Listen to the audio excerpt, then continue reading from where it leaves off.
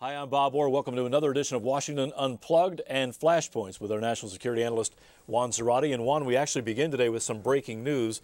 The White House is about to announce, or has just announced, sanctions against Syria. Why are these important? What do they do? Well, this is a new executive order targeting the senior leadership of the Syrian regime, for the first time naming Bashar al-Assad, the president of Syria, under the sanctions for human rights abuses and escalation of the violence against the Syrian people.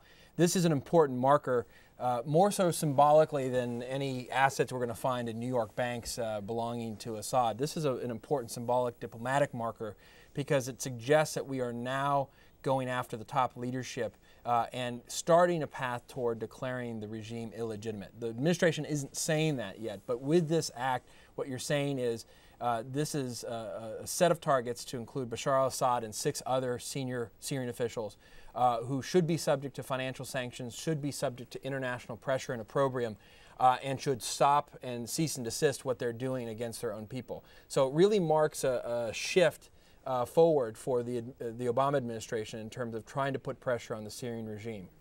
This is something that has to happen first if there's going to be some kind of follow-on action. For the administration to come out and say down the road perhaps that Assad's administration is illegitimate. Absolutely. I think what's interesting is financial sanctions have in many ways become the tip of the spear in terms of our diplomatic posture in terms of national security. And so here you have the sanctions serving as the first shot across the bow to say we're starting now to really relook at our policy, starting to focus on the senior leadership.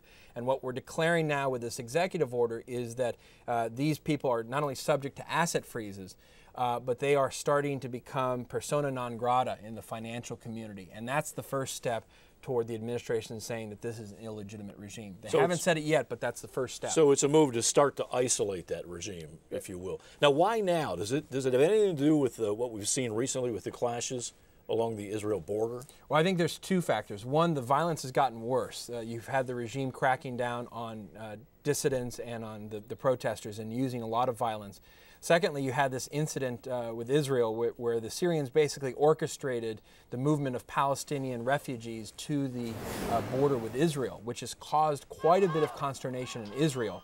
A lot of concerns from a security perspective, and also concerns out of the White House that Syria is trying to both distract from what they're doing and also send some signals to the region that they can cause a lot of instability here. And so this is the White House and I think the administration firing back to say, we're going to keep our eye on you, we're going to make sure that we put pressure on you, and this is the first step in that battle back and forth. If the manufactured incident along the border was a provocation, they certainly got a response now.